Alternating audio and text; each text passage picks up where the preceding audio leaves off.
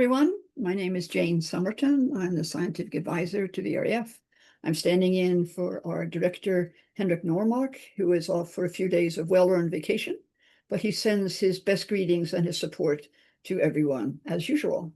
I'd just like to say a couple of things as introduction. The first is that I would like to underscore that VRF is incredibly proud of this enormously creative and competent group, which is our NextGen Scholars community. It's clear to us that there's so much competence in this group and so many broad research interests that we all know that you are the future of African scholarship in mobility and transport studies. We recently had a meeting with our scientific council, and they were particularly interested in the work of the NextGen community and the various activities that are going on. So they send their full support as well.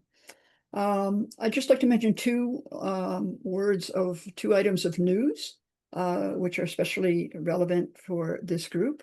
The first is that we are in the process of publishing, starting today, a new special study based on 4 think pieces on the theme of being a next-gen scholar in transport and mobility studies in sub-Saharan Africa, challenges, opportunities, etc.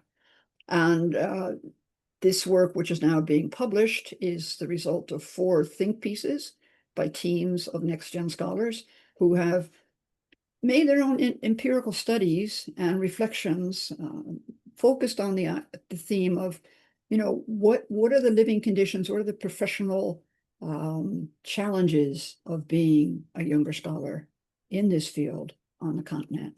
And so this will be printed as a report, and Pacheron will return to news about when we're going to present it. But please stay tuned for this, because it's a very important work, and we're going to spread it widely also among university administrations to call attention to the problems, challenges that many people face, but also the resilience and creativity that people bring to dealing with them. That was the first bit of news. The second bit of news is that very soon, probably next week, we're going to be releasing a call for papers for the 2nd African Transport Research Conference, which will be held once again in Cape Town from the 2nd to the 4th of March, 2027. So we have plenty of time to take on new work to present, and we hope that you will all want to join this conference. As usual, we're also offering a specific next-gen workshop in conjunction with the conference. So we hope to have a lot of interest for it, and we hope to have a strong representation from this group specifically. So that's all I wanted to say today. I think I'll now turn it over to our moderators. Please take it away. Fantastic. Thank you so much, Jen, for that kind introduction and keynote from VREF desk. And I think you just highlighted a few out of many things that VREF is planning, especially for this forum and this community. I want to take this opportunity to welcome everyone. I see we are quite a very diverse membership here. It's a great pleasure to have everyone here. I think hopefully at the end of this session, we might have a good time to share notes and also interact and network. But let's just say that we have good stuff lined up for all of us. I know you might have received the communication about the theme of this session. We are going to talk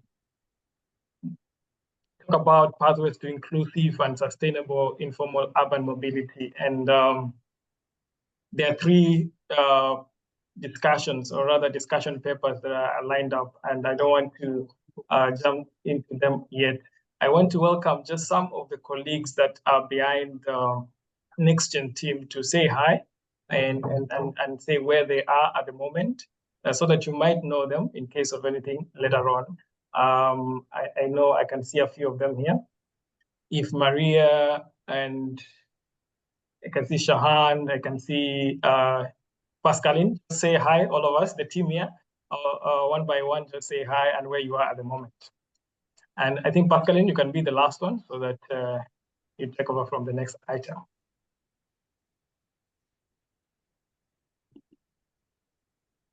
Can I start? I'll start since you named me first. So hello everyone, apologies for being a little bit late. I'm Maria Jose Nieto. I'm currently based in London, but I'm originally from Bogota, Colombia. And I'm part of the Walking for Transport program, and very, very excited to hear about sustainable informal mobility as well, because that's what my doctoral thesis is about. So I have a foot on both worlds usually. So welcome everyone, and I'm really happy to be here. I guess I'll give the word to Nisha.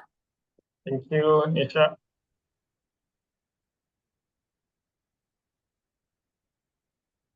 Is Nisha with us?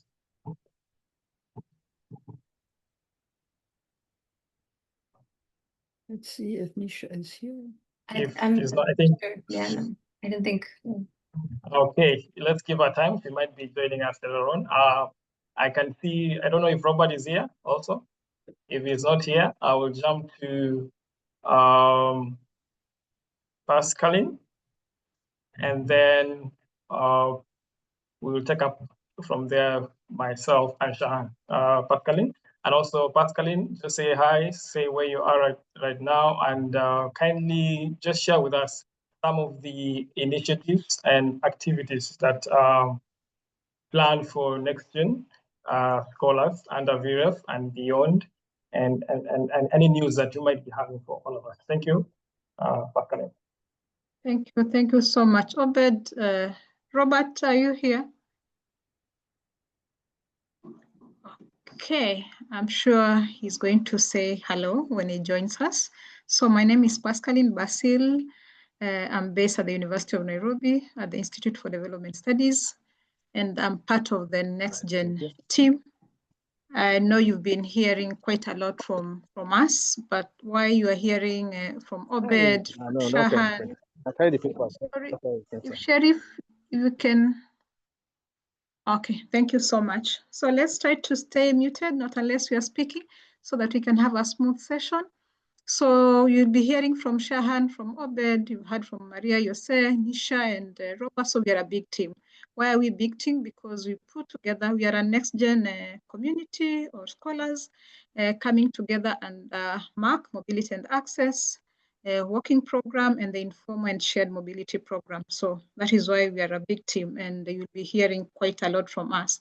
And we all know who are the NextGen scholars. Sometimes I know people ask, who are we? We are advanced master students, we are PhD students, we are early career researchers, at least within 5 years of our PhD, and I know we have a mix. Some people have refused to go, they still refer themselves as NextGen scholars, and we are happy to have you as our mentors and our seniors. So thank you so much. I can see so many of us joining this afternoon session. So what is ahead for the rest of the year? Still a busy year for us. We are having, I know Jen talked about the Think Peace session that will be happening on 12th of November. She has mentioned about her lead. Others will be sharing what it means being a NextGen scholar. You don't want to miss this. You'll find the papers that have been put together interesting. Again, before the year closes, we'll have a Tools of Trade session on 10th of December. It will be on strategies for academic writing and publishing. This is one session that you do not want to miss. Please save the date.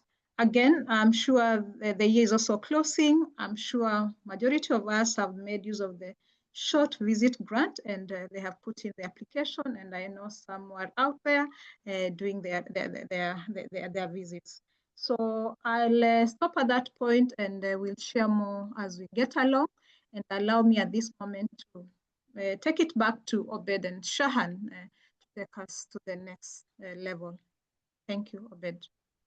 Thank you so much, Pascaline, for that highlight of some of the activities and initiatives. And please, Pascaline and the other team members, Maria and Robert, just share with us on the chat some of the links to those initiatives, so that some of us who are new to them are able to click and see.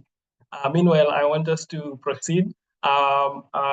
just as a quick introduction also, is that myself and Shahan will be moderating this session. And I want to, before I give it to Shahan to lead us to the presenters and discussants, I want just to highlight that this session will just uncover some of the questions that he shared with us here. Like, for example, we are going to see how the informal urban mobility can be able to, be integrated in the overall public transport towards sustainability, and cover some of the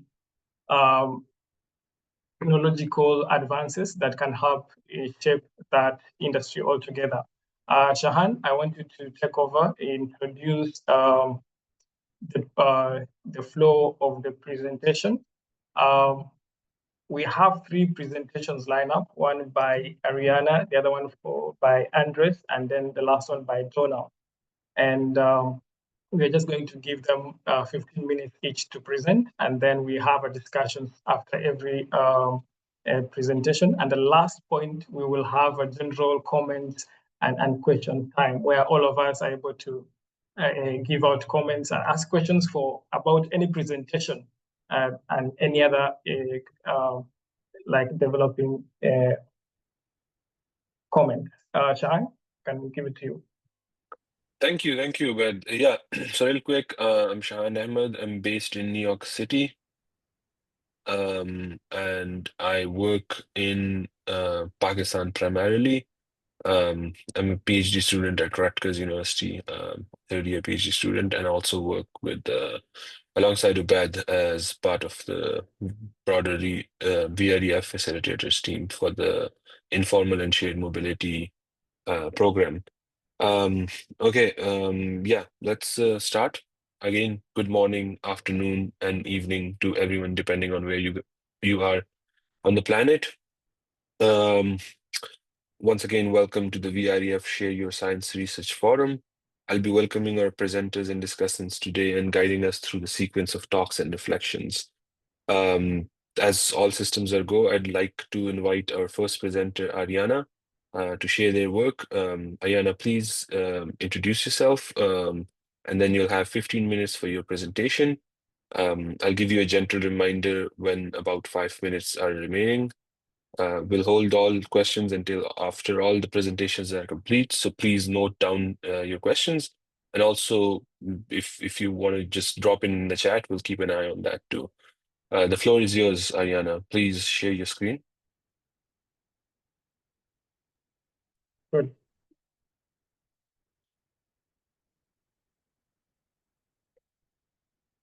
One second, sorry. Okay, here. No worries, no worries. Okay, here I go again. Thank you very much. Oh, thank you very much, Shahan. Can you see my screen? Yes, we Okay. can see your screen. Thank you very much, Shahan and Obed, for organizing this research forum, and VREF for providing us NextGens with these venues to share our work. I am a postdoctoral researcher at the Center for Sustainable Urban Development at the Climate School at Columbia University, and I am part of the Partnership for Research on Informal and Shared Mobility. And today I'll be presenting this paper that I am co-authoring with Dr. Jacqueline Klopp, that we have tentatively for now titled Rethinking Informalities in Urban Global South Mobilities.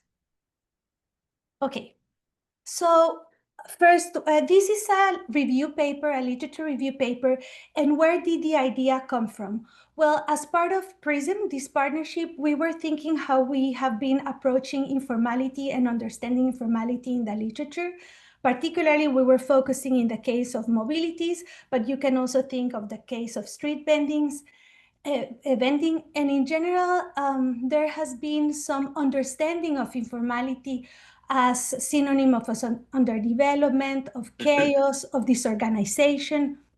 And in contrast, formality has been understood as an idea of modernization, progress, order, right? So these type of mobilities here have been described as informal mobilities, informal transportation, and these type here as formal transportation, formal markets. These ones here, informal markets. And what we understand in this dichotomic understanding of the formality and informality is that there is nothing formal around this and there is nothing informal in this other type of mobilities or street vending or markets. But there has been a literature that has contested this dichotomy and actually understood informality more as a practice, as a strategy that non-state actors engage with, but also state actors engage with in order to gain political support, economic gains, and so on. So we wanted to delve deeper in, and then we came with three different research questions for this paper. First, how has the definition of informality evolved throughout time in the urban informality scholarship, from understanding this dichotomic notion to evolving to a more critical approach to the concept? And then how are we scholars that study urban global south mobilities been studying these mobilities, and whether we see whether these bodies of knowledge are engaged with one another. So whether urban global south mobilities scholars working on this subject are engaging with scholarship on this critical urban informality work. And so to start, just to be on the same page, what do we mean by these urban global south mobilities? So these pictures, as well as the first picture that I had on my first slide, are part of the living labs of PRISM. These here, you can see the motorcycle taxis in Bangkok, Thailand, and these the minivans in San Jose, Costa Rica.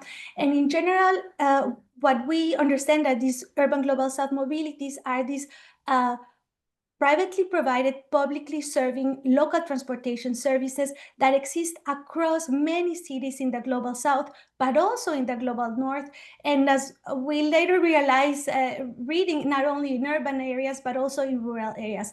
And they are fundamental for the mobilities of millions of people.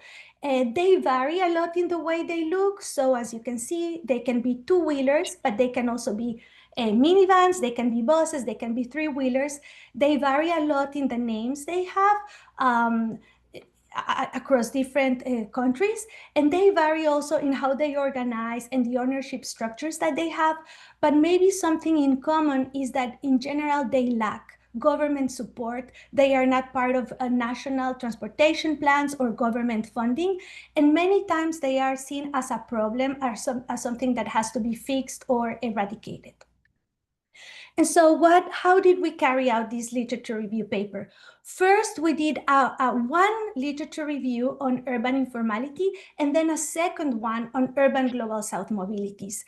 For both of these literature reviews, we relied on the same three databases, EBSCO, Web of Science, and Scopus. For the first database on urban informality, we collected 483 papers. Only 10 of these papers were related to mobilities. And then in our second literature review, we used the same three databases, and we obtained a final number of 173 papers. When we put this final database with these 10 papers, some of them were duplicated. So we obtained a final data or database to read of 176 papers that spanned from 1982 to 2025. So the results that I will be sharing with you today are very much related to these 176 papers. Some general findings that we obtained is, well, fortunately, the scholarly work on the subject has been increasing throughout time. We see now more peer-reviewed papers, book chapters, and even 2 special issues in 2 separate journals. There's also a concentration of the literature in Sub-Saharan Africa, Southeast Asia, and South Asia. And there are also concentration in the disciplines that are studying these mobilities. So around 60% of the papers, a little bit less, came from at least the lead author of the paper, or the sole author, came from the engineering or urban planning architecture discipline, and then to a lesser extent to geography. Because data is very much lacking in these mobilities, scholars have tried to collect themselves the data, and so they have used questionnaire surveys, vehicle tracking devices, and well, with the rise of smartphones, they became important tools to collect data. And many of these data is analyzed through some type of regression or structural equation modeling. I'm not saying that all the papers use these methods, right? They also relied on historical accounts, review of documents, national policies, but a large part, particularly the ones belonging to engineering and some to the urban planning and architecture disciplines, were using these methods. What are some key findings related to our questions? Well, we find that both bodies of knowledge remain largely detached from one another. And we actually find that there are many benefits that both disciplines or scholarships can gain from engaging with one another. So on the one hand, the Urban Global South Mobilities Scholarship could benefit from using more the methods and frameworks applied in the Critical Urban Informality Scholarship. Also, as I mentioned before, we see a lack of social sciences lenses in the Urban Global South Mobility Scholarship, and that could be very beneficial, particularly if we are approaching informality through all the complexities and power dynamics that it can hide. And in this regard, we find that even though there is, of course, some literature that contests this dichotomy of the formal-informal divide in the Global South mobilities, we don't see it as strongly as in the Critical Urban Informality Scholarship. For example, if we think of how we are naming these mobilities, much of the papers refer to these type of mobilities as informal transportation, intermediate public transportation, paratransit, and these kind of names provide such an understanding that the other transportation is the formal transportation, that this is a sort of quasi, almost form of transit, when in reality, many times it is the only mobility alternative that many communities have. Also, when talking about informality in these mobilities, we see a lack of the scholarship really disaggregating where is the informality in transportation. Is the informality in the service, for example? Are these routes not defined? Are there no bus stops established? Or is the informality in the organization of the sector? Are we looking at a very atomized sector, or are actually bus drivers and operators organized in unions or associations? And then also we should think, who are the actors involved in these informal practices? And in this sense, the Critical Urban Informality Scholarship has emphasized that the state is a crucial actor regarding the production of relations that are being considered informal. On the other hand, the Critical Urban Informality Scholarship can truly benefit from engaging more with these mobilities. Well, first, because this is a ground that still remains quite fertile and underexplored to test their methods, framework, and theories. But also, we have seen an increasing amount.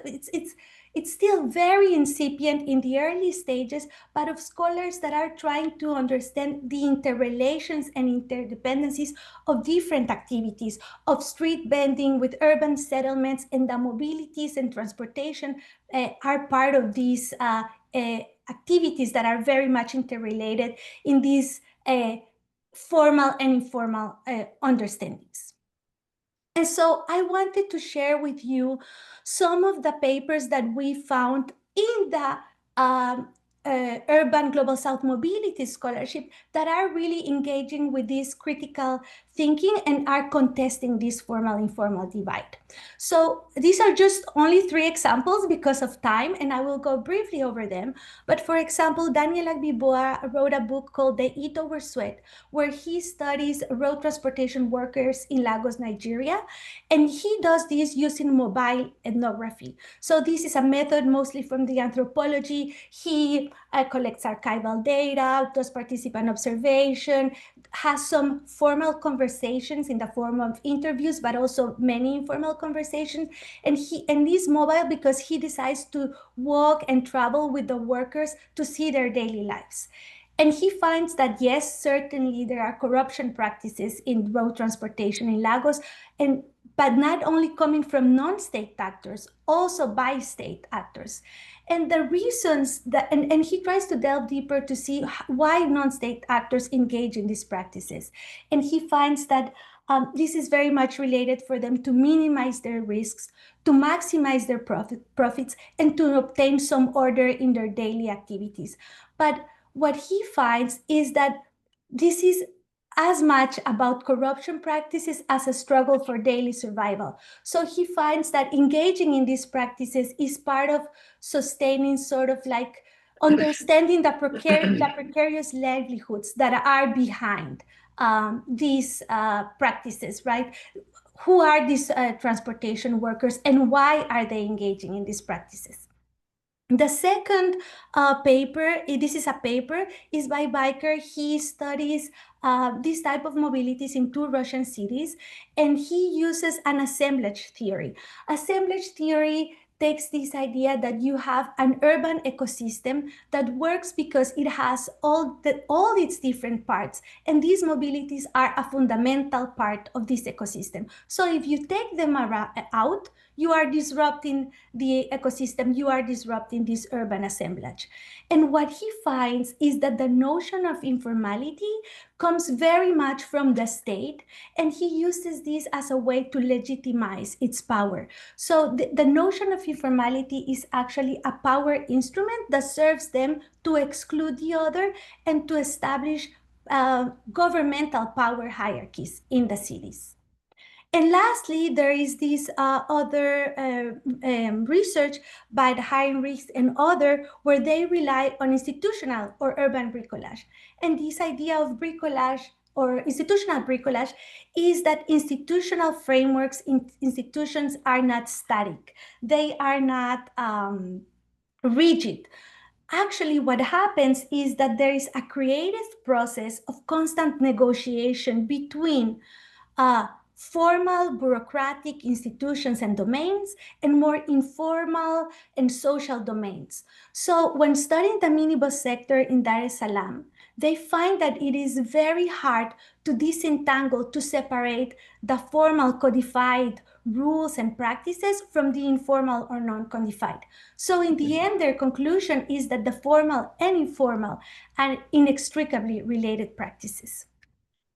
And lastly, I want to show the other example, right? How can the critical urban scholarship benefit from engaging with mobilities? And this is just a very incipient scholarly work that we found papers that were just from the 2020s, so I'm saying the last 5 years, and they are studying how street vending, settlements, and transportation are all interdependent from one another in one sphere and in the other, right? In this more formal, but also in this more informal sphere. So I like this quote that they use. They use assemblage theory also to study these interdependencies.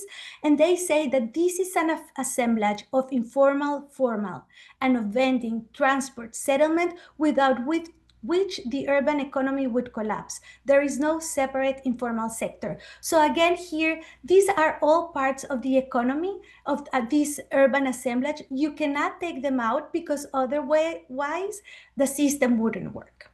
And just to conclude, because I know I am on time, I want to highlight the contributions of this paper. First, it connects 2 bodies of research that remain largely disengaged from one another, and we provide insights where these gaps are, and some of these gaps are, and ideas of how both scholarships can engage more with one another. We also promote a new way, or a way to rethink our mobilities more critically, as we have done so far.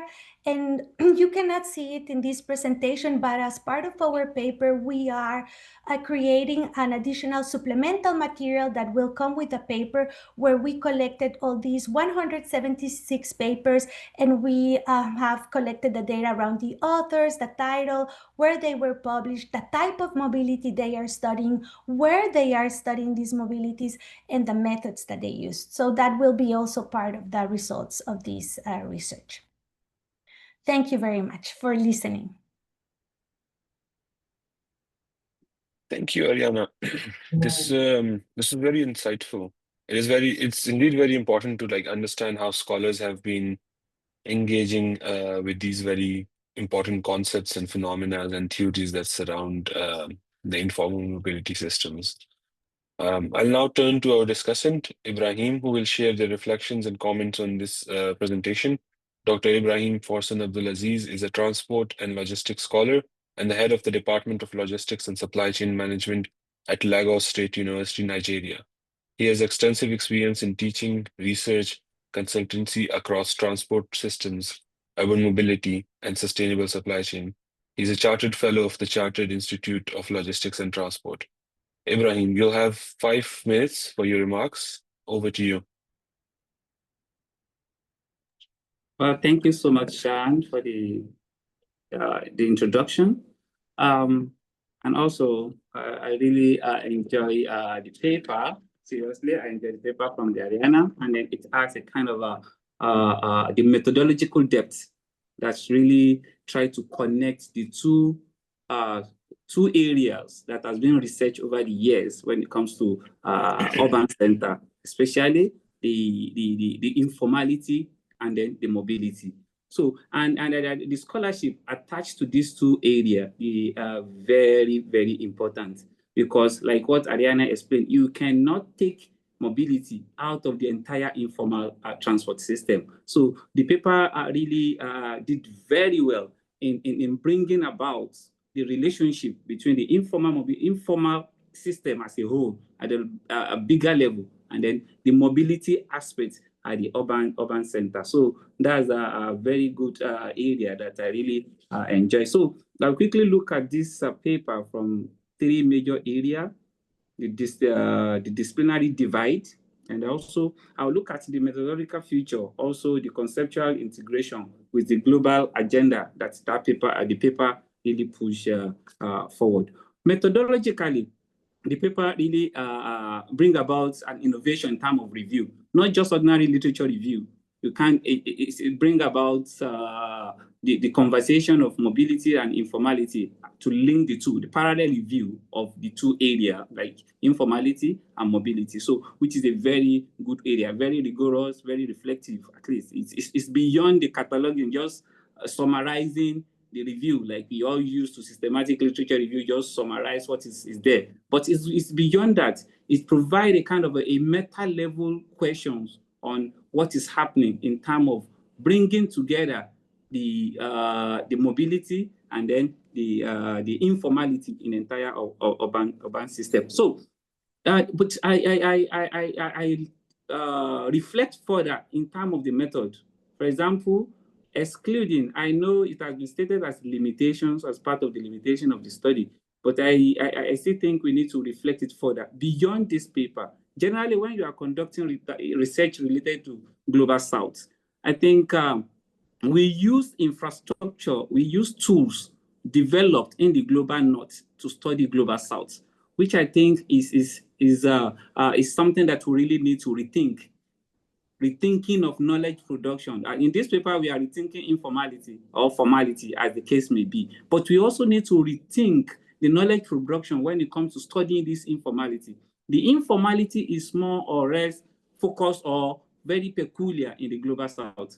Then using tools developed in the Global North to study it may not really give us the understanding of what is really happening. For example, this particular paper look at the index journals, index database, Scopus, Ibisco, and other index. So, and then if you focus more on these index databases, they may not really give you, or they may exclude some other great literature that are so peculiar to us in the Global South, like NGO reports, like policy report, and some other things that are very rich when it comes to this information and knowledge about informality and mobility. So I think we really need to rethink in this area to look at how can we produce knowledge that is relevant to us in Global South, and how can we use our own tool developed in Global South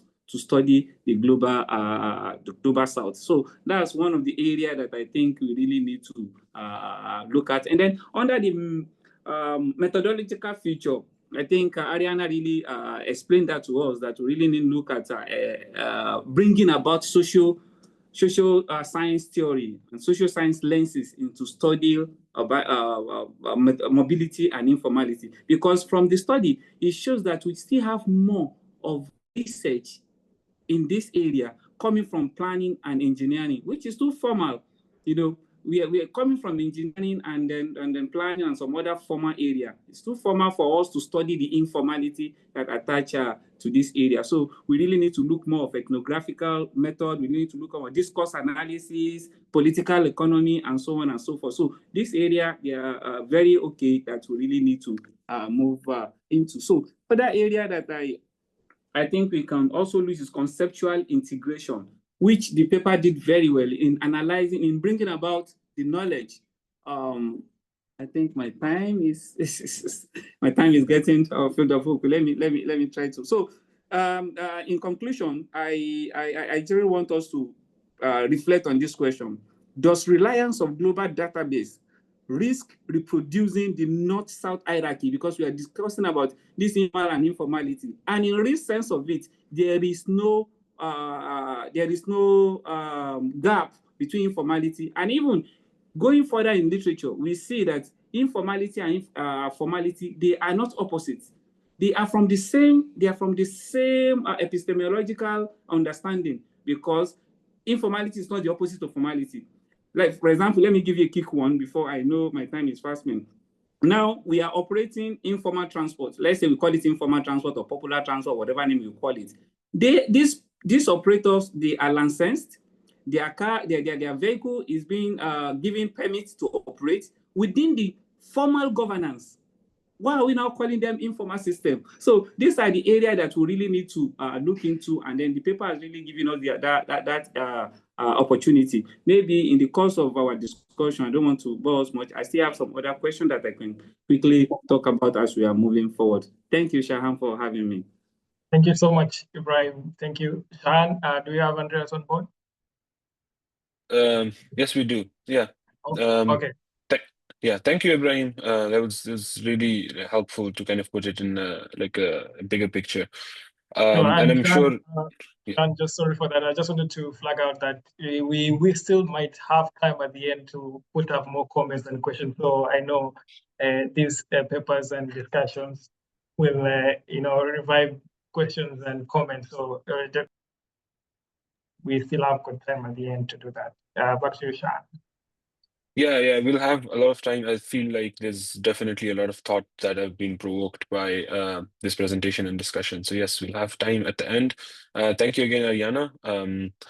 Let's move to our next presenter, Andres. As before, you'll have 15 minutes to present, and I'll indicate when you have 5 minutes remaining in chat or by a signal. Please go ahead and share your screen, introduce yourself, and go ahead. Okay, good morning, everyone, or good afternoon. My name is Andres Torres. I am a graduate research assistant, and I'm a last semester student in the Universidad de los Andes in Bogotá, Colombia. And today I will be presenting our research on informal transport dynamics in Bogotá. So I'm ready to start. Have you shared the screen? Yeah, can you see my screen yet? Not yet. Can't see it on my side. Okay. Fantastic. I think it's coming up. Yeah, I think you can see now. Presentation mode. I think you can. Okay. Fantastic. Okay, so today I'm going to present my research project that is called Understanding Informal Transport Dynamics in Bogotá, a social network and agent-based modeling approach. So this research is part of the Urban Lab on Informal Transport in Bogotá, Colombia. It seeks to understand the transport systems and how they operate, So for this research, we took 3 case studies, which are the collective cars in Ciudad Bolívar, shared taxis in Chapinero, and bici taxis in Kennedy. These 3 places, Ciudad Bolívar, Chapinero, and Kennedy, are 3 localities in Bogotá. Bogotá is divided by multiple localities. So these are sections of the city. And to understand these 3 different case studies of informal transport, we use 2 analysis methodologies that are the social network analysis and agent-based modeling. This research allows us to identify the key actors and the relationship that exists between informal transport networks. It also helped us simulate people's modal choices depending on key factors and how the changes affect accessibility and the city in general. So in this research, we adopted a multi-stakeholder perspective between users, drivers, and operators, and the research team members. The goal is to identify whether there is a connection between these stakeholders within the system. And we wanted to understand if there are any relationships, if there are any interactions, which are the way that we call them. And the key question that we wanted to answer is, do all actors perceive the same network, or do they all experience it differently? Why do we want to answer this question? It's so we can understand the strength of the network and the strength of the interactions between different actors. So how does the social network analysis work? Each actor is represented by a node. So for example, in this slide, you can see an example between 4 actors. In the left side, you can see the matrix where 1 indicates an existing interaction and 0 indicates no interaction. And in the right, you can see the network as such, where each person would become a node and each arrow becomes an interaction. An arrow can be unidirectional or be bidirectional, depending on the direction of the interaction. So this is basically how the network would be set up between the actors in informal transport systems. So to start the study, with the research members, we identified 12 key actors. We identified, which are the ones you can see in the right side of the screen. These are the 12 key actors in Bogotá's informal transport system. These are the people who directly or indirectly can influence how it functions. And in this part of the investigation, the research team members, we established who were going to be the actors to establish the network, and then with a focus group with the users and drivers of the previously mentioned zones in Bogotá. They filled out the matrix, they filled out the interaction matrix with these 12 actors, and they were the ones that identified if an actor had a relationship or an interaction with another actor. So these interactions that were identified were able to create 2 graphs. The first is the intersection graph. So you can see here in the first graph, this one shows the interactions that were the most ones that were pointed out. So you can see, for example, that on top, the users are far away from the center. This means that the users were not as key in the interactions of the entire network. And also, because of the direction of the arrows, almost no actors interact with the users, but the users do interact with the actors. And below this intersection graph, you can see the union graph, which shows every single interaction that was identified. So even if only 1 person out of the many people that were in the focus group identify them, then the graph, the interaction is shown. And by doing these matrices, these interaction matrices, in the right side of the screen, you can see a table that shows the number of interactions in the union and intersection graph for each one of the actors.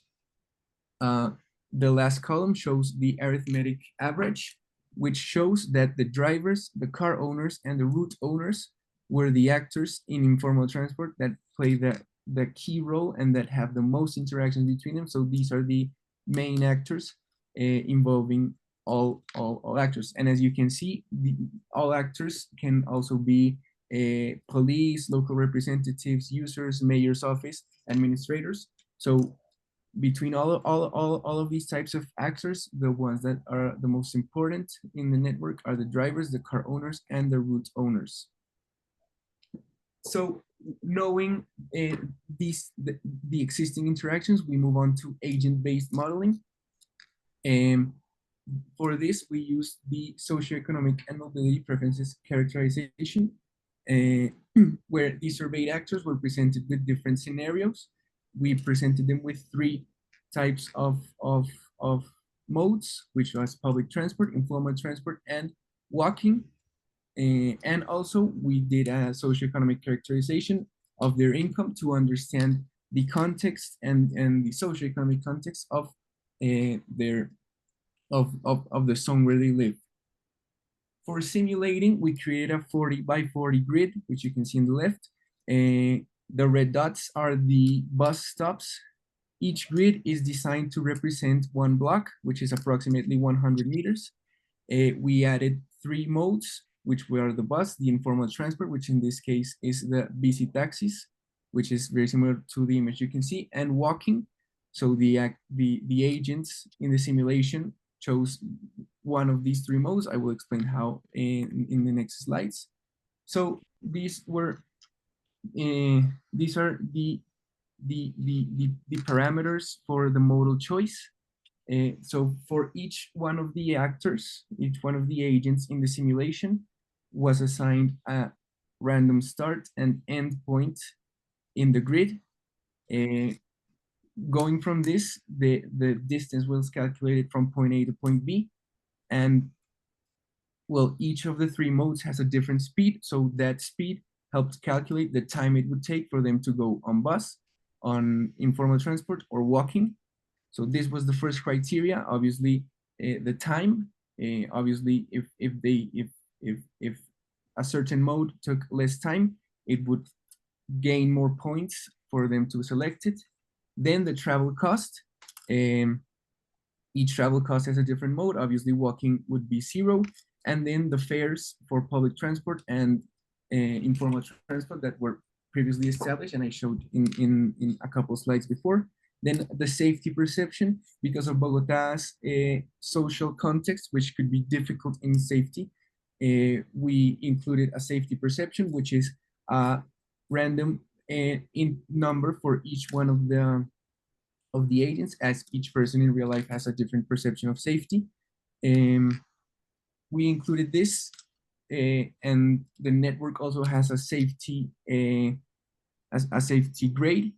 And if a person's safety perception was higher than the safety grade, then they would have no problem. But if their safety perception was lower than the grade, then they would choose a mode that is more safe than for example, walking at night. And then each person had a travel budget assigned, a monetary travel budget assigned, depending on the socioeconomic characteristics of each zone. So how the agent-based modeling works is that it took these four criteria, and each of them assigned them a score, which would grant a higher probability for certain modes than others, depending on the needs of each one of the people. So having known this, the simulation starts. It runs for 1,400 simulated days. This was a number chosen arbitrarily that was large enough to reduce the uncertainty and allow the system to reach a steady state where the users tend to keep their modal choices over time, which would be similar to real life behavior. So the results of this model of the base model show that, for example, for short distances from 0 to almost 500 meters, the people tend to not choose bus as much, as it is the most expensive method. And well, for short distances, people would not take a bus just to walk 2 or 3 blocks, for example. But which would be the inverse effect that can be shown on walking. As for distances from 500 meters up, people tend to the probability for someone to choose walking is, it continues to decrease. And as you can see, informal transport has a pretty steady probability of choosing. This could be because of its price, its speed. So then the applicability of the model could be to test different policies or different changes in real life. So for example, we asked the question, like, what would happen if the informal transport went to cost 1,500 pesos to 5,000 pesos, which is almost a 3 times price increase. So as you can see, if this were to happen, as the bus would then be cheaper than the informal transport in distances from 500 meters up, the bus would have more probability of selection than the informal transport. And also the numbers for walking would be higher, because people tend to choose either informal or walking, as they were pretty similar in cost, but since the cost of informal would now be higher, people would try to walk more. We also asked the question then, what would happen if public transport were free? And as you can see, in distances from 500 meters up, all 3 modes are pretty close, since all 3 modes in terms of cost are almost the same, are represent the same for all actors and people. Another scenario that we provided was, what if the income reduced? What if 90% of people earn less than 2 minimum wages? And as can be seen, this shows that the probability of choosing walking would increase for all agents, as they would not be available to afford other types of modes. So the conclusions that we have for both our methods of analysis. First, for the social network analysis, we asked the question if everyone saw the same interactions, and we can see that each group, even though each group has its own perspective, the route owners, the operators, and the drivers are the ones that are the key actors in the system. A surprising finding was that the users are not perceived as a key actor in the system. They do not play a key role, as can be seen in the interaction graph. They were far away from all other users, far away from like the nucleus of the system. This is obviously surprising, because, well, the transportation system, the informal transportation system, it should be established for the users, as they are the ones that are receiving the service. But it is the route owners, the vehicle owners, and the conductors that actually play the key role and are the ones that sustain the entire system. So this could be seen as an opportunity to understand how can the system be made more for the user, like to help the user, and not just something that the user uses, and if they can't decide, then they don't decide. And for the agent-based modeling, we can see that this model can simulate individual travel decisions. So it is a model that can take a large group of people, but it simulates for each person. It has a different outcome, a different probability for each one of the 3 modes. And it helps to understand how formal and informal transport can interact in a network. And it can test policy interventions, which were the case scenarios that I showed you before. It also models with microscopic indicators, so it can integrate socio-economical factors. It can also integrate factors like safety perception, and it can understand how informal transport works, how it can be modeled.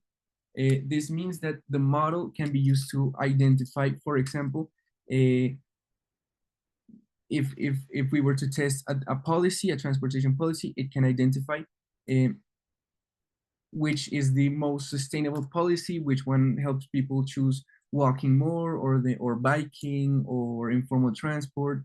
And for example, in the context of Bogota, where most low-income neighborhoods have a high informal transportation rate, it can also show how to help these informal transportation systems be more effective. And this was our research team, and I believe I'm out of time, so thank you very much for taking the time to listen to me, and thank you for the opportunity once again. Yes, thank you, Andres. We really appreciate you walking us through your research in a very comprehensive manner. I'll now invite our discussant Samuel to share their comments. Samuel Ajayi holds a PhD in transportation engineering and currently serves as a principal research fellow at the Nigerian Building and Road Research Institute. His research interests are sustainable and intelligent transport systems, environment, and public health. Samuel, you have 5 minutes. Please take it away. Oh, thank you very much. And good afternoon once again, everyone. And let me begin by commending Torres for that insightful and very rich work. I think the study set in Bogota uses a creative combination of the social network analysis and the agent-based modeling to unpack how different informal mobility systems operate, to look at who drives them and how people make travel decisions under different economic situations or realities. So I think the key highlight from this work I see like 3 informal mobility cases: the collective cars, we have the shared taxis, and the bike taxis. So through the social network analysis, the study identified 12 stakeholders groups, ranging from the route owners, drivers, to local councils and users. And finding shows from that work that drivers, operators, and route owners form the core power nodes that sustain the informal transport, while the users, which are the very important, remain peripheral and just have little influence in the system. Of course, we often observe across global cities in Africa, where informal transport tends to be supply-driven rather than the user-centered. So also the agent-based modeling stimulated how individual chose between formal and informal, and maybe between working modes based on cost, time, safety perception, income. So by testing these scenarios, such as fare increase, free public transport, economic recession, I think the model demonstrated how sensitive commuters' choice for both prices and income levels. So the main findings from the SNA, that is the social network analysis: drivers, operators, route owners emerge as the most influential actors. That's for that. And for the APM, the agent-based modeling, the scenarios, look at the 3 scenarios, very fascinating. One is a fare increase scenario. That is when informal fare is increased. We have a significant share of the low-income commuters. They switch to walking or reduce their trips. Okay, that shows the economic fragility of the users. And number 2, we have the free public transport system. That is when the formal transport becomes free. Okay, I mean, user quickly migrates from informal modes, of course, to prove to us that affordability remains the biggest determinant of mode choice. Very important. And the third scenario is the economic recession scenarios, where more people falls in the low income bracket rely on informal transport actually increase. So that reinforces how poverty sustains the informality. So I have quickly about 3 or 4 reflections. One is the transferability. Transferability, can this work in Bogota model be adapted or transferred to African context like Lagos, Nairobi, Accra, where informal systems dominate? What parameters? Is income levels? Are we looking at governance structures or enforcement capacity? Which one will need adjustments? And also look at the user inclusion. Since users are not the central actors, okay, how can policy promote greater users participation? Maybe through cooperatives, feedback apps, or community engagement. And also look at the technology integration. Could this ABM framework involve into like a mobility as a service simulation that integrates informal and formal system under one digital platforms? So I think so. And I have little concern, maybe like a limitation for this work or area for improvement. I look at the sample and the representation. This study draws from, I think, from a very relatively small numbers of focus group. I think a broader data set or inclusion of the qualitative trip data could enhance the results, general results. And the ABM model complexity, I look at focus mainly on the cost, on the time, on the safety perception. Okay, what of the social and the cultural factors, such as the gender, trust, convenience, which could make the model more realistic? So while trying to validate the results with the real-world data, which could actually strengthen the reliability. So, and I also look at the data assets now. Given the informal nature of the system, I think we need more reliable data. Of course, data remains scarce, of course, in Global South here. So, like future work would explore crowdsourced data or GPS tracking to actually fill the gap of the lack of data, especially in the Global South here. Actually, it's a great work because it imagines informal transport as a complex adaptive system, not as chaos, but as organized network shaped by social, economic pressures. So, and the combination of this social relationship provides very powerful framework for evidence-based, I think, transport policy for in the Global South. So I think thank you very much, Torres, for that innovative and compelling contribution.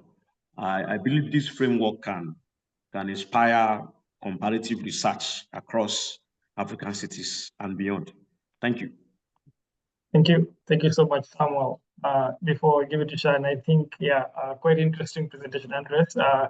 I've typed some few questions there, and of course we will still revisit. So I hope you just noting down some of the comments and questions that you will still give you an opportunity to give feedback on that. Shahan, as you welcome the last presentations, to the rest of us also, please, you can either type in or write somewhere on your desk questions or comments. I know we are piling up already because we have had 2 presentations so far, but let's hold on, we're almost there, and all of us will be given an opportunity to share or ask a question. Shahan? Yeah, thank you. Yeah, thank you, Bill. I see that there's already a conversation and a discussion going on with the chat, which is always amazing to see. And looking forward towards the end of the call to have those conversations continued. Thank you, Samuel. Thank you, Andres. Let's move on to our third presenter, Donald Feely, who is going to present on framework for smart transport in low-income countries, a case of Malawi. Please go ahead and share your screen when you're ready, Donald. And yeah, please introduce yourself. All right, just a moment as I share my screen.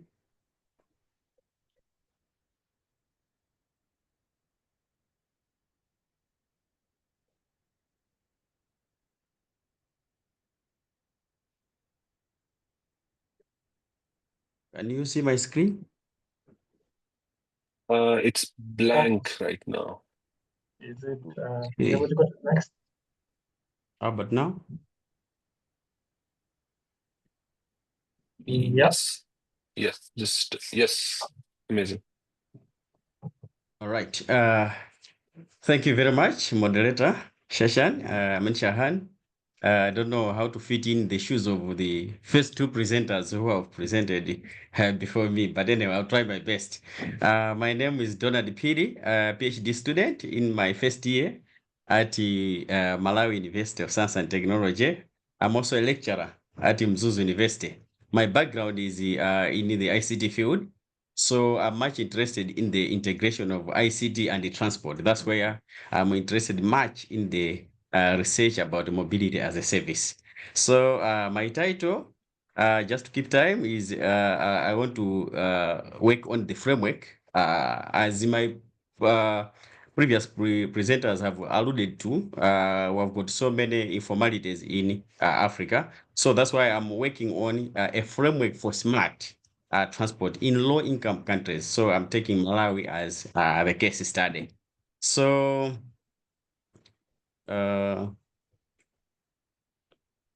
wait. All right. So this is the outline of my I think let me also mention this. This is a work in progress. It's a proposal which I'm working with my supervisor, and it has passed the supervisor level. I'm scheduled to defend this proposal in the next coming weeks. Yeah. So yeah, this is the information that I wanted to share. So this is the outline, and also if we look at transport, many studies have explained that transportation is an economic growth factor, and also it has got a lot of benefits like social inclusion, access to education, and many other services. However, it has got some negative impact if not taken carefully. Issues of congestion, issues of green gas emission, and the other social inequalities, which is reported by that writer there. However, if we look at these negative externalities, we find them that in low-income countries, especially Malawi, we look at high cost of transport, even unreliable service operation, and also issues of safety, limited access, and again, fragmented operators, which is now the typical informality, which some people question about that. What type of informality are we talking about here? So fragmentation of these operators makes these people to be informal in somewhat, into some extent. So why are we choosing Malawi? So let's look at a little bit background of Malawian transportation system. So we find it is similar nature, which is related to the sub-Saharan Africa or global south, where issues of informality and regulation, or issues of lack of regulatory oversight, and again, organization and heavily reliant on minibuses, no public, or they call it public transport system. That thing is not it's not that common. And again, we look at digital disconnection, which is a bit concerning. And from all research that have been related to transport, the aspect of ICT or ICT research is a bit minimal. So we look at this as a very, very key factor in terms of transport implementation. So we see fragmented transport ecosystem in general. So services operate in silos. That's a typical Malawian transport nature. Now, what are the impact of these proceedings? We look at issues of poor connectivity for commuters. Commuters to find where to board and how much to pay. They usually tend to rely on people or friends or print media, sometimes which is not maybe real time in nature, which is a bit concerned. We also look at issues of safety, where now taxi operators posing as thieves or as other people who might harm the passengers. And again, issues of delays, poor planning, and the lack of transport demand data. Like these days, we've got the GPS-enabled data, which can be translated into GTFS where we can use that for planning. These things are not available. These nuances are not available in the Malawian context. That's where now we're fitting in. So I have got isolated cases where now in the print media or in the social media, it has been reported that some thieves have done some unscrupulous bad behavior to passengers. And for the police now to follow up on those people because of lack of digital connectivity, it's very hard to hunt such type of people. Now, so these are isolated cases. So what are the solution to all these problems? So if you look at countries in the global south, they're working much to integrate all these mobility services into one platform just to solve these or some of these negative externalities, where we are looking at people, many countries are doing research to include all transport services and operators into one area, and also to generate much needed data which can give us informed decisions when it comes to policy and also planning. So issues of GTFS. So that's where now we see if this can be studied in the Malawian context, it can be a very, very plus. So we see that the various transport models like taxis, buses, or tram, bicycles, or any other type of transport is being unified now. But what is the unifying factor? It is ICT, which is now most of the time in most research, it is being it's sidelined to some said. It is just being invited. For example, an ICT developer is just invited to build an application, but in the research, the ICT operators or ICT techno gurus are not involved much. That's where the interest from this side, who is also from the software engineering field, I'm much interested into this research now, just to fill this gap. So if we look at the current situation in the Malawian context, we see models operating as peer-to-peer model, where we have got operator interacting with a passenger. So this one now is when I interact with one operator and I board this, assuming I have got a multiple, I can say a multiple drop-off point or multiple break point. I have to talk to each and every operator along the way. But what if I just book once and operators just link up to me with the one ticket? So that's the model which is on the right-hand side, where we have got a digital integration, which is unifying more transport operators, which is very common in the global north than in the global south. So these are the things that are affecting our operations. Hello? We can hear you. Okay, fine. Yeah, so what is the problem statement out of this one? So we see the problem is where low-income countries like Malawi, we don't have a clear specific context framework that can guide the implementation and adoption of these smart mobility services, like mobility as a service. Most of the time we use what we call copy and cut. Most projects are donor-funded, or either we just adopt already existing platforms like Uber, Lyft, but those nuances that can affect a local person, they are not regarded, or they are not taken on board. And again, we have got a lot of research that has reported from the sub-Saharan African context, where issues of limited research on smart mobility in Africa, while despite contingent significant mobility problems. So we've got a lot of problems, but research on smart mobility is very limited. And again, we look at the aspect of a user. I think one researcher hinted, say the commuter is not taken on board. That's where now I'm also coming in to fill that gap, because we need to have users or commuters to be part of the research, part of the development agenda. And again, if you look at sub-Saharan Africa, we have got issues of most methodology they use is what we call stated preference, where now people just ask and they just answer the way they feel like, or the way at that particular moment they understand the situation. So stated preference methodologies are good, but sometimes they are biased, dependent on the responder who is at that particular moment. That is where I'm coming in now to come up with a research, a comprehensive research that will dwell on or that to expose from three dynamics. Number one, you should be able to understand from the demand side. So where we understand the user readiness, willingness to pay these services for the sake of understanding the sustainability. We don't have to rely on donor funded or other suppliers. These models must sustain themselves when it comes to business modeling.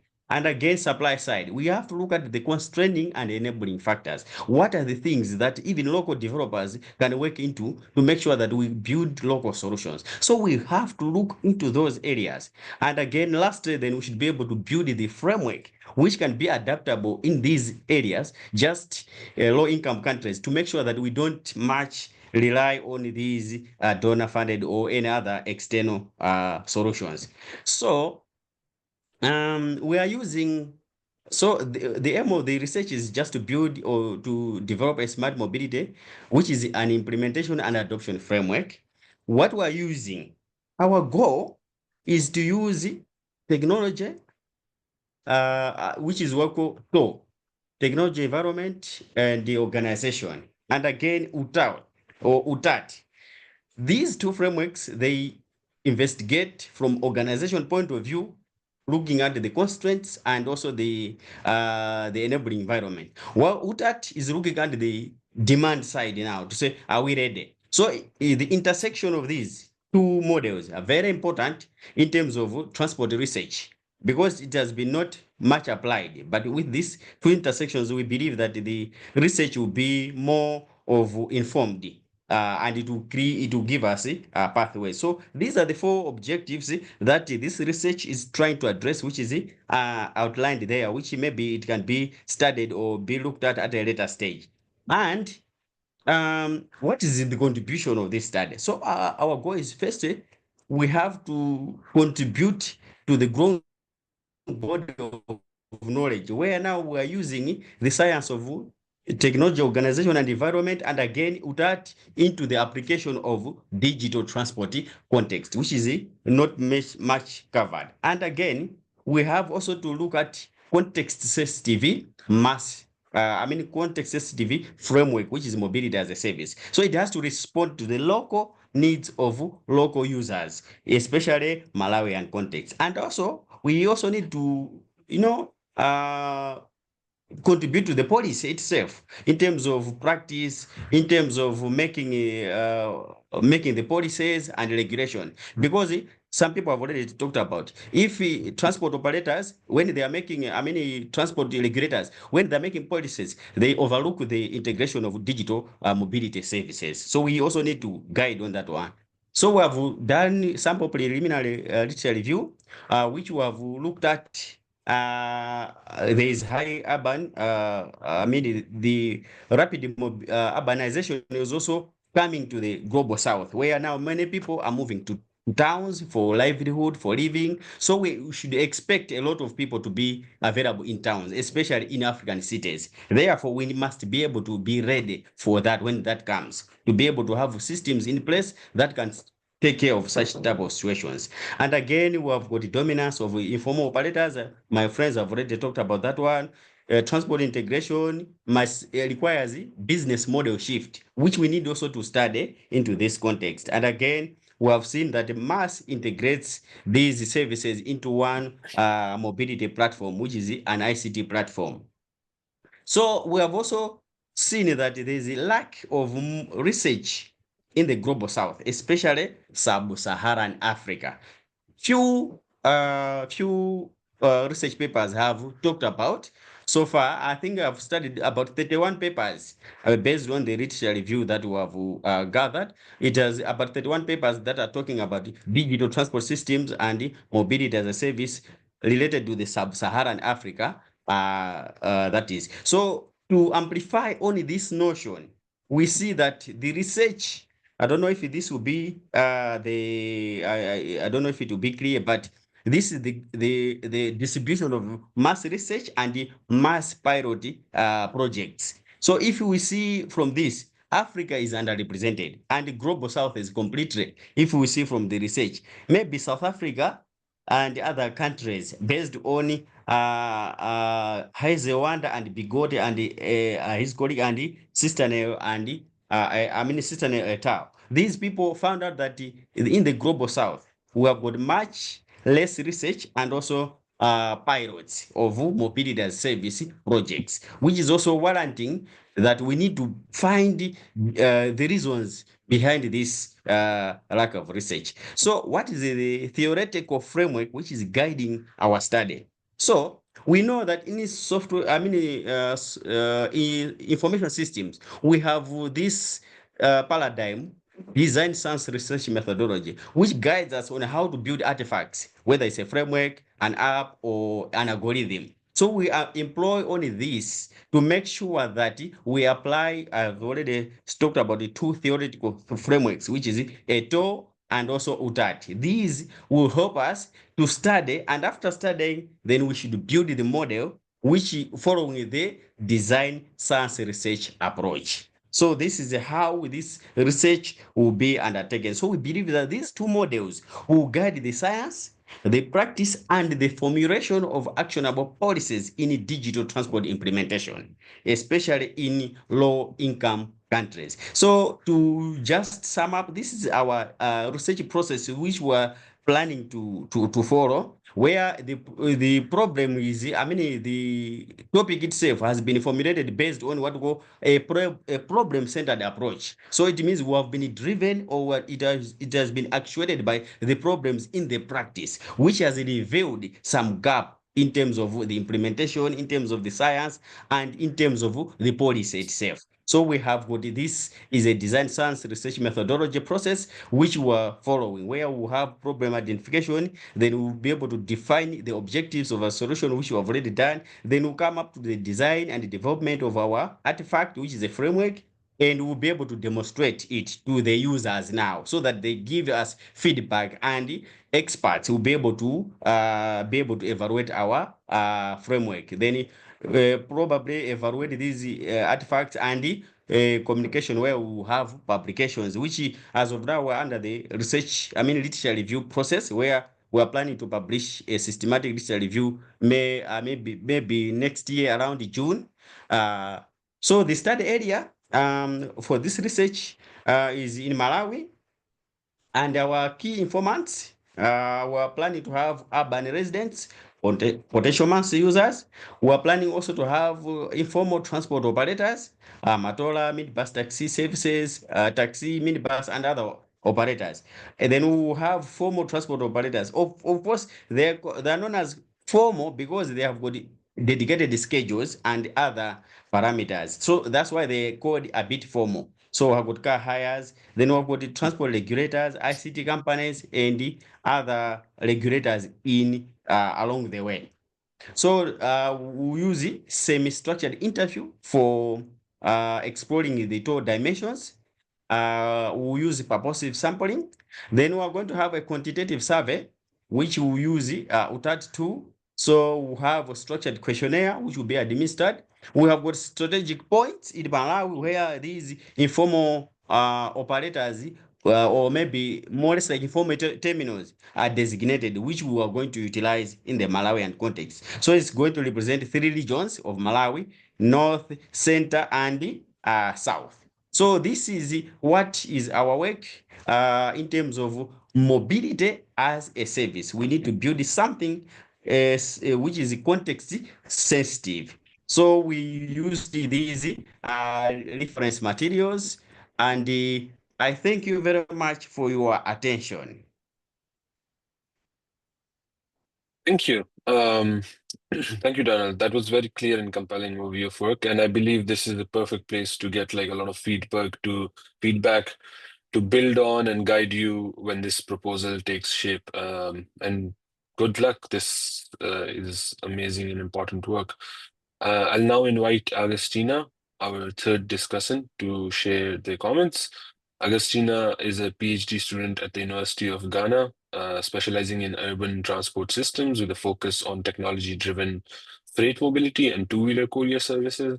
Their research examines how digital platforms are reshaping urban logistics, regulations, and employment in emerging economies. She's passionate about promoting sustainable and inclusive mobility policies across Ghana and Africa.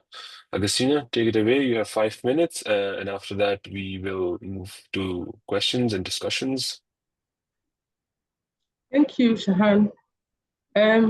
Thanks so much, Donald, for your presentation. It was very, very insightful. Thank you. Let me start from your introduction. From the introduction, we're able to understand the state of transport in Malawi. You gave us the background. You let us know some of the problems that are associated with transport, urban transport in Malawi. And I think it's a good thing you did. So your listeners were able to understand the reason why there is a need for a framework for the smart mobility. Secondly, you defined your problem statement. You made us aware of how your users, you are going to concentrate on the users, and then so both the demand and then the supply side, and the fact that there is a gap in literature. It's also a good thing when it comes to the problem statement. I want to talk about the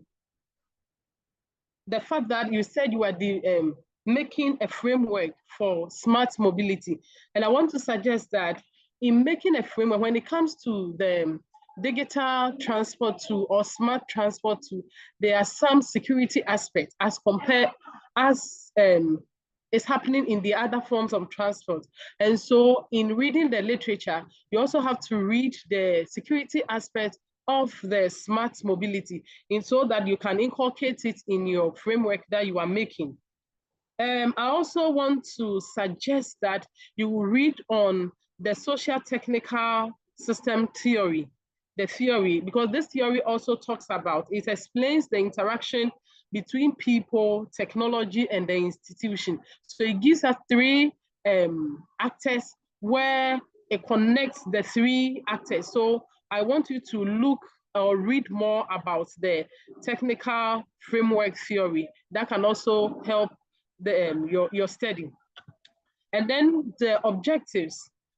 Your first objective, or even the objectives, going through them, you could see that I don't see it as more practical. It is all geared towards your theories that you are using. So I wish that your objectives, you'll be able to come out with the practical aspects of the theories that you are using. So for instance, if you want to see how users view the smart mobility, I think the objective should be more practical rather than connecting it, even though the theory must come in, but you should take the aspects of the theory and make it your objectives. Yeah, and then I also think that, lastly, I also think that you should review the policy documents in Malawi to see what is the current state of policy and what you can do more. Thank you so much. Have a great time. Wonderful. Thank you, Christina. Yeah. Sean? Yeah, thank you, Christina. And of course, like every presenter can also reach out with the discussant and like discuss more, get more feedback, get more guidance, like have those conversations. But now we would like to open for questions. You can raise your hand, you can drop a message in the chat box. Me and Ubed are gonna alternate moderating. I'm gonna find the first question. Ubed, yeah, go ahead while I look at the chats. Thanks, Sean, for calling us to the Q&A. I want to, you can, help me. For example, I see there's been a lot of activity at the chat, so we need to track, some of those questions and comments so that we can still have more of them discussed here.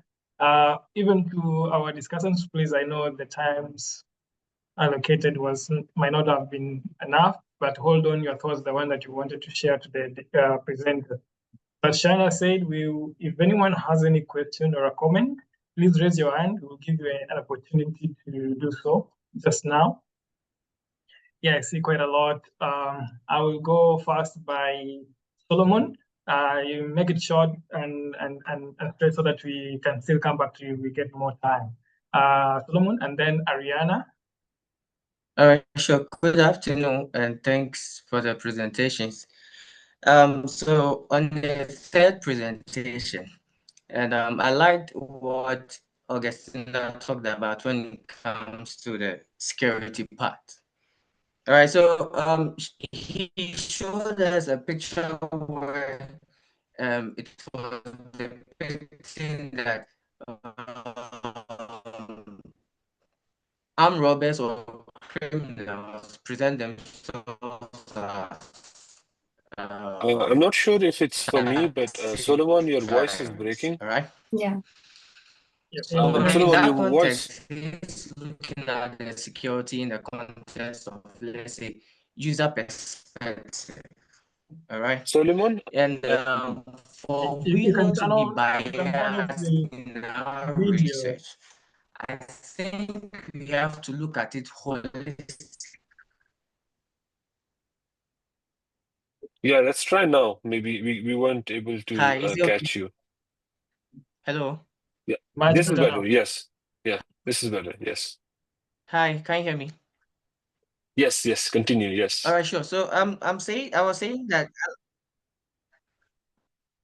So I was saying that I liked what Augustina talked about in terms of the security. All right. So when we talking about the security, we shouldn't only focus on the aspect of users or the user perspective.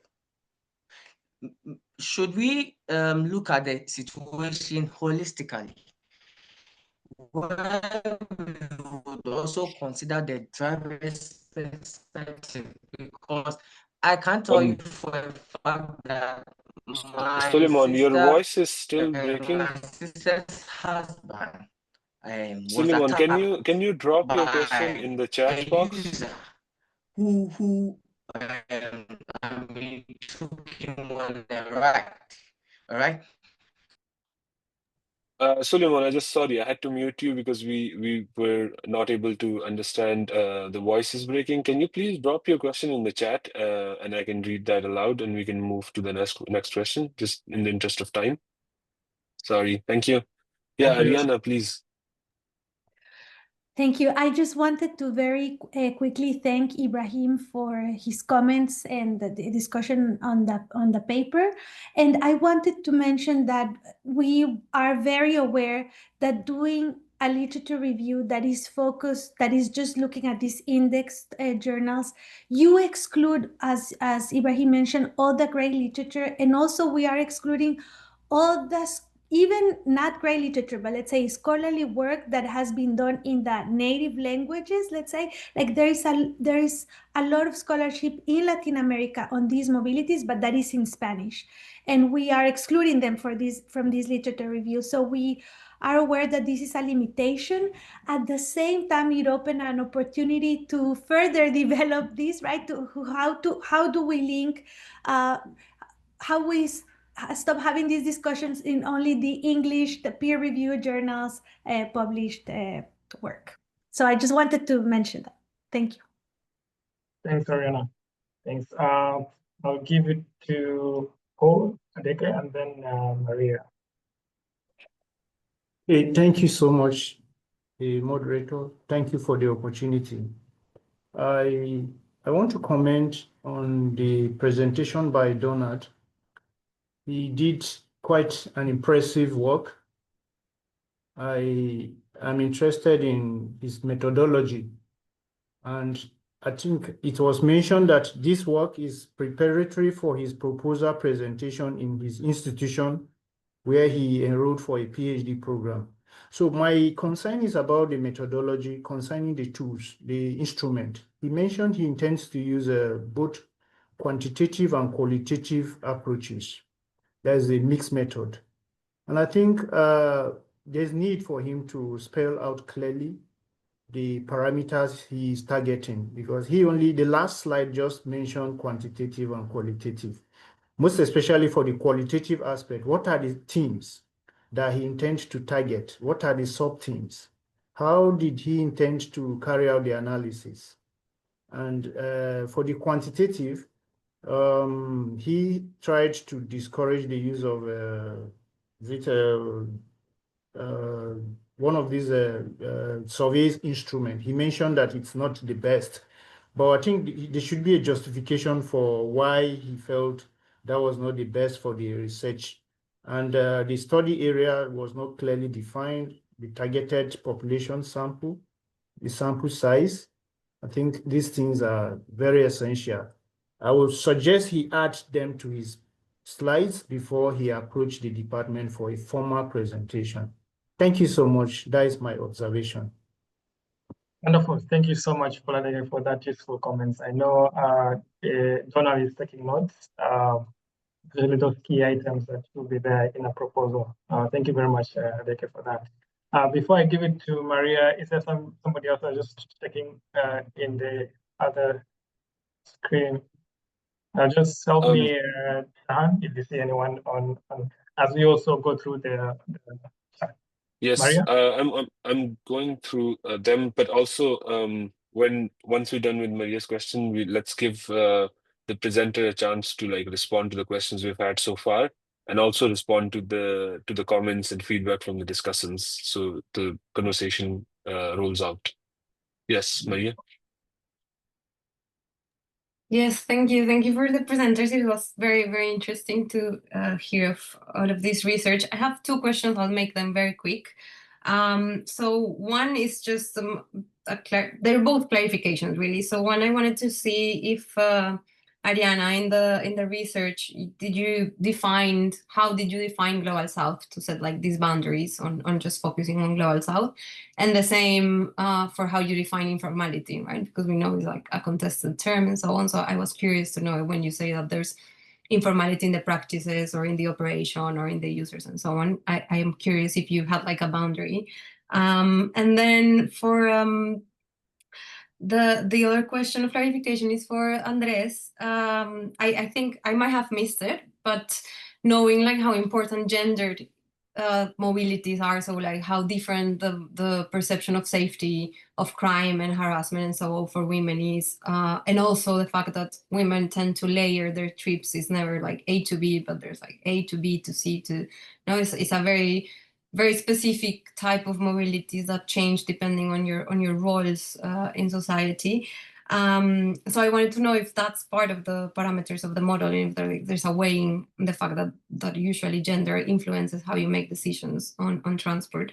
And that if you can touch a little bit more, because I think I'm very curious, it's a very interesting methodology in the fact that you gave more, I don't know if I understood correctly, if you gave more weight to faster trips. So if the trip was faster, then that influenced the model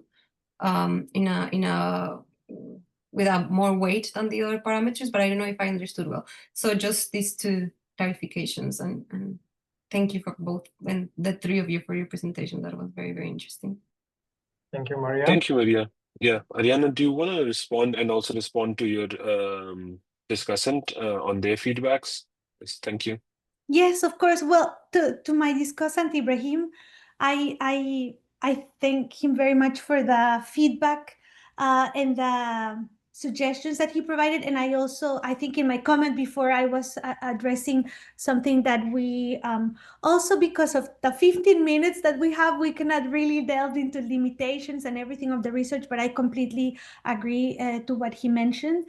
And regarding Maria's question, so informality, we approach it in the paper. So first of all, this is why we decided to call it mobilities, because the names, when we carried out the literature review, are so different, right?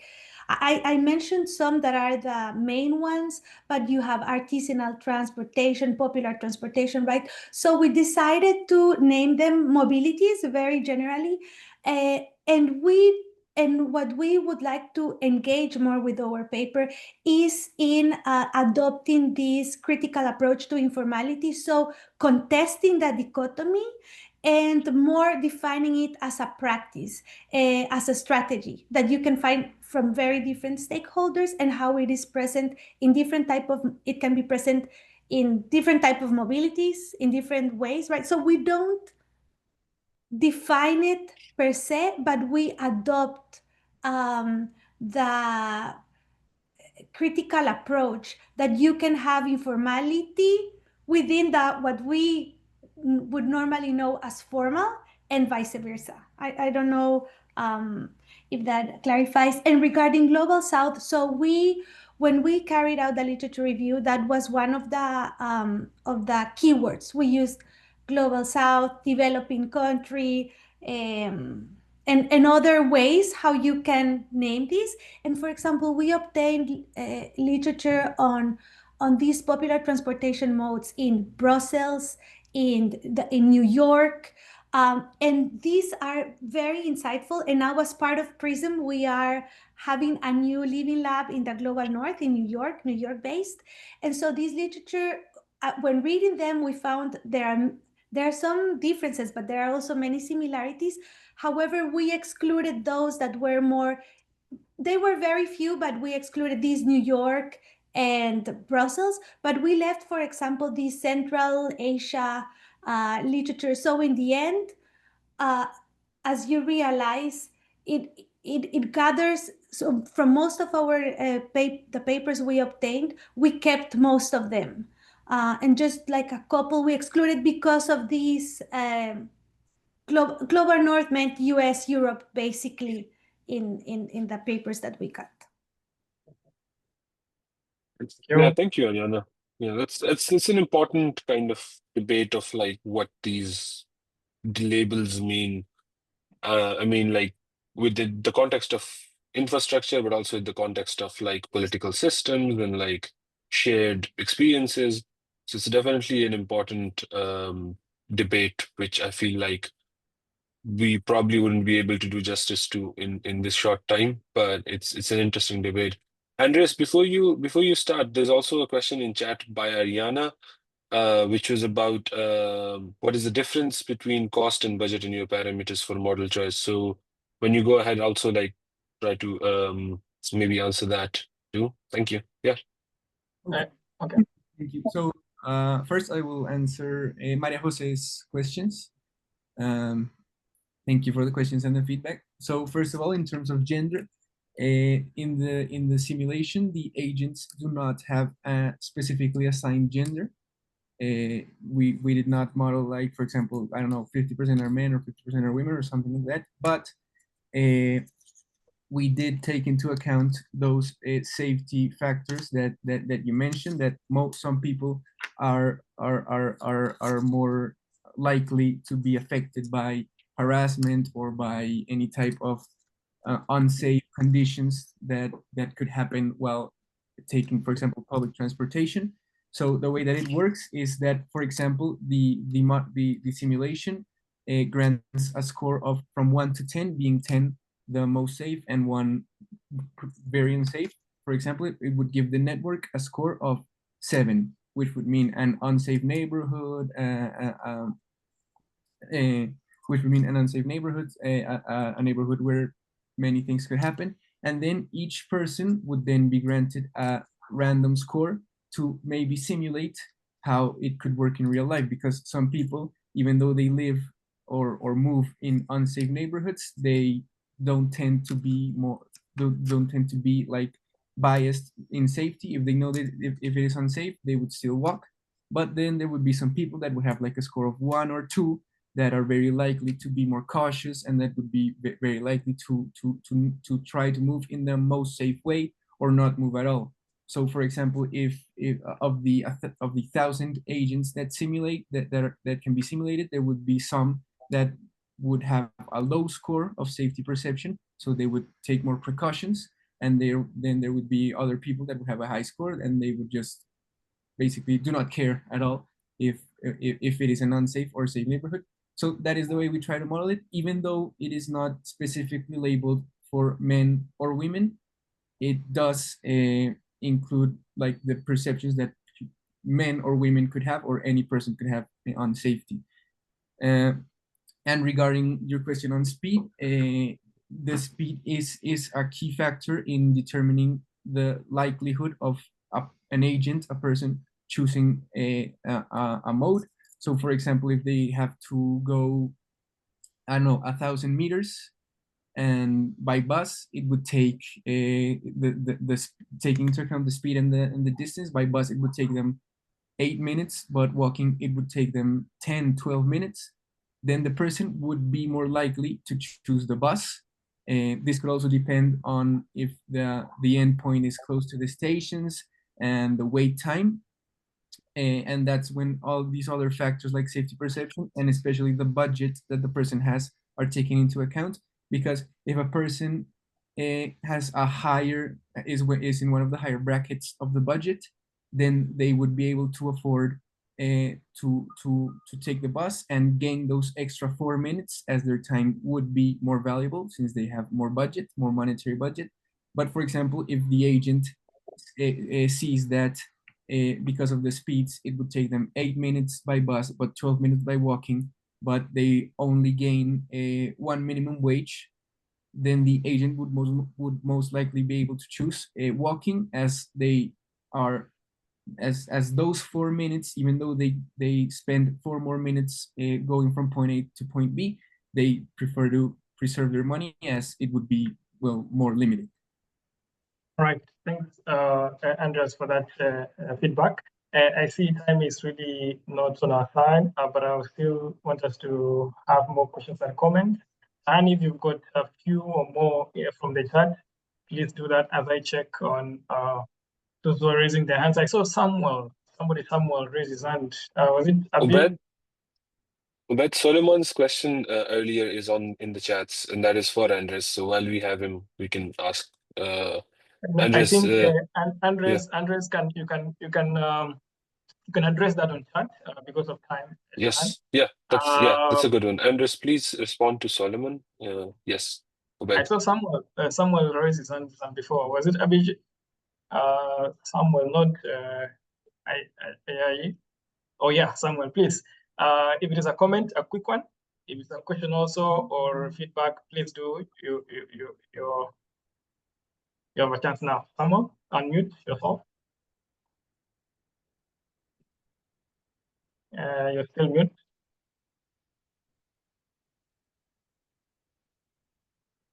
Thank you very much. I think not you. Samuel. Yeah, okay.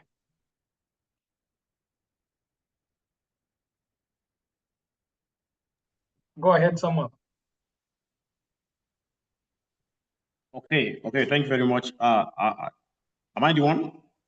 It was not you. Okay. I'll still come back to you. Samuel, I don't want to mispronounce the other name. I can see you. Just unmute and go. Not you, AI. Olorunfemi? Yes. Okay, thank you very much. I want to speak on the donut presentation. So that is a wonderful presentation and highly innovative. But just like Paul have said earlier on, there's still some area that we need to emphasize. The work is going to be done in Malawi. We don't know the specific study area. The specific study area is not cleared enough. And he has tried to model up all the transportation system. This is a PhD work, and the PhD work must be explicitly defined. We must know what you are talking about. We have diverse of means of transportation, which I also believe are available in Malawi, like BRT, the Uber system, the taxi system, the bus system, even motorcycle, most especially in the rural area. This smart technology that is going to adopt, that will be available for the users over there, has to be specifically defined, so that at the end of the day, if anybody is traveling to Malawi, for some of us that are not there presently, if you are going there, we will know at the end of the day that, okay, in terms of smart mobility, the best option available that is highly reliable is BRT. the taxi system. So that one will have been a kind of a strong decision at the end of the day, which one can rely upon when travel to such a particular area, just like we have in Nigeria, in Lagos, where I am. So that is my little contribution to Donald's presentation. Thank you for the opportunity. Thank you, Samuel. Quite useful. I'm very sure Donald is writing it down. It's coming out that specific is important, just because of the volume of work that you might end up doing as in a PhD. And I think that is coming out, Donald. I know you are putting that into context. If there's anyone else who has a question or a comment, even a comment, I know here we had a mixed communication today from senior scholars and all the friends of VREF and community. So we are mixed. So please, if you have any comments even outside this presentation, before I give back to Shahan, before we give back to the presenters and discussants for their final words, very brief, because of time. I see we actually are almost out of time. Shan just advised me we can still make it, but I know people here are still interested in questions and answers. Just checking now. Is there anyone? I think Donald, if your Donald's around, if you wanna give a quick 2 minutes response to your discussant. Thank you very much, moderator. I would like to thank all people who have commented on my work. First, I would like to thank Augustine for insightful comments about looking at the issues of security as another perspective into my research, and also again the policy itself, to say I should also be able to come up with a framework. I mean to look into social technical systems, which is the interaction between systems, technology, and also people. So I will look into that one and also come into perspective. As I have already said, this is a work in progress at a proposal level. It can go a different direction because it depended on where I stumble in terms of the knowledge-wise at this level. And also I'd like to thank, I might have forgotten the name, but Samuel again came up with a very, very insightful comment to say this system or these Uber, of course, as of now, because of issues of copy and paste, I think the issues of Uber are not currently. That's why the digital interaction in terms of mobility services in Malawi are not available. So it's one thing that must be done. So I think if you come to Malawi now, it means you have to consult a person, not maybe download an app or web or whatsoever. So information is about scarce. I mean, it's scarce in Malawi. So hopefully by the end of this research, when you come, you should be able to have something that, okay, I think I found some young Gen scholar who was presenting on this one. I think this is the outcome of the research. However, I believe that the research, the product of the research in terms of study area and the work, the focus area, it will be reshaped as they will proceed along the way. However, I've shared my email along the I mean in this chat. Please, as I've already said, I need your support, I need your guidance. As we're saying that this now is a global village, is a global community. I will take more positive, constructive criticism so that it has to shape my work, and it has also to benefit the Africa, not Malawi as a country, but Africa, even the world. If the global north must also copy from the global south to say, how did you do this? Because it is so successful. That's the whole idea. So I would like to partner with anybody who is interested. We're at the systematic literature review stage. Please assist so that we should be able to publish. That's the whole idea. Thank you very much for your advice. Thank you, Donald. Thank you, Donald, for that. And actually, I can take this opportunity to highlight to everyone here, especially those who are here for the first time, that is the essence of this forum and many other ones to come, is to bring this close community from all over the world of people who are doing the same thing or around the same things, just to collaborate, build the conversation, create networks, and create impact. So thank you, Donna, for that. And I think we can proceed and give Ariana and then Andreas final thoughts, and then 1 minute each also for all the discussants, 1 minute each for their final reflection. So you go to Ariana and then Andreas. I appreciate very much the feedback and the questions. This is a paper that we are close to finish, but is not ready yet. So all the input that we have obtained here, we will definitely integrate in, I hope, the final version. So thank you very much. And also for providing this space where we can share our research. Thank you so much, Ariana. Always nice to have you. Andrea. I would like to also thank everyone for the opportunity, for listening to our presentation, for the feedback and the questions.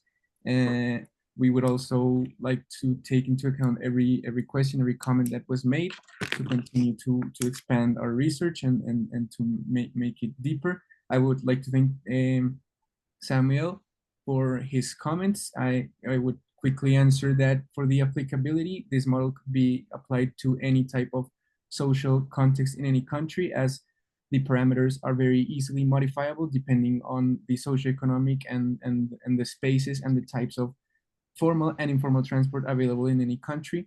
It is not limited to only Bogota or a zone in Bogota, but you would just have to alter the input patterns and it would be applicable anywhere. And thank you once again for the opportunity, and we would like to continue sharing how the research continues to evolve. Thank you so much, Andres. I also dropped some of the few questions in the chat.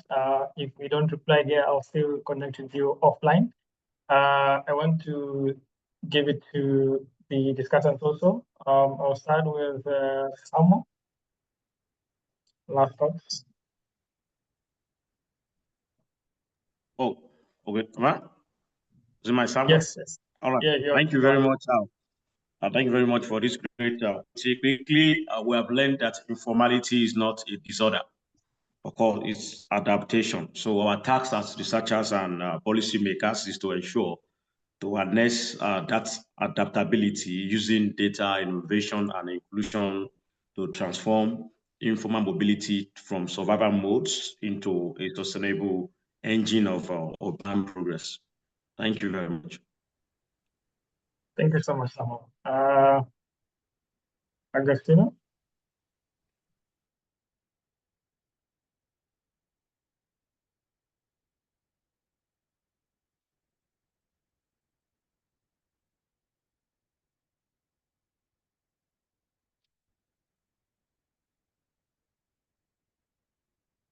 Is Agostina still with us?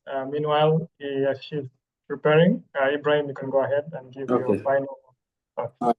Thank you so much for the opportunity, and I really thank all the presenters for the insightful presentations. And then in conclusion, I really enjoyed all the presentation. And then I also want to remind us that, like what Samuel said, informality is not synonymous to underdevelopment, it's not synonymous to criminality, and it's not synonymous to unstructured system. But it's like our lived experience, what drives our economy, what drives our situations that we really need to improve upon. Thank you, and thank you so much. Thank you for that keynote, Ibrahim. I want to see if you still have Agostina, Sean? I'm not. Yeah, I think we don't have. We can have Jane for some closing remarks. We're over time now. Yeah, for the last. Great, thanks very much. I want to thank all of the presenters as well as the discussants and our moderators for a very dynamic forum. Excellent exchange, both in the discussion and in the chat. And Colin has confirmed that this is the record for the number of people who have participated in a NextGen forum. So I congratulate Shahem and Obed in particular, and thank everyone who came along. This is such an important forum, and we really appreciate you taking the time to participate. Thank you. Should everybody come on with your faces so we can all look at each other, pretend we're in the same room and wave? And while we do this, I can share the information that we will be distributing the recording from this forum. Wonderful. Okay. This time, Karen did not take the photos, but it's fine. And Sorry? don't You want me to take a photo? No, I'm sorry. Please don't forget to join us in 2 weeks on the 12th of November. We're going to have a very exciting discussion on conditions and challenges for being a young scholar in SSA in transport and mobility studies. We're going to be presenting a report about this, so please join us then. Thanks. And Thank you. Bye. Thank Thank you, you. everyone. Bye-bye. See you. Thank you. Thank you, Prof. J. Bye. Thank you. Bye. Thank you, Hussein. Bye. Bye. Oh, this has been Bye. great. Hey, Christy. Thank you, Prof. J. Bye. Thanks, Bye. Samuel. Augustine, Bye-bye. Thank you. Thank you. Thank you. Oh, this has been wonderful. Absolutely amazing. I'm putting all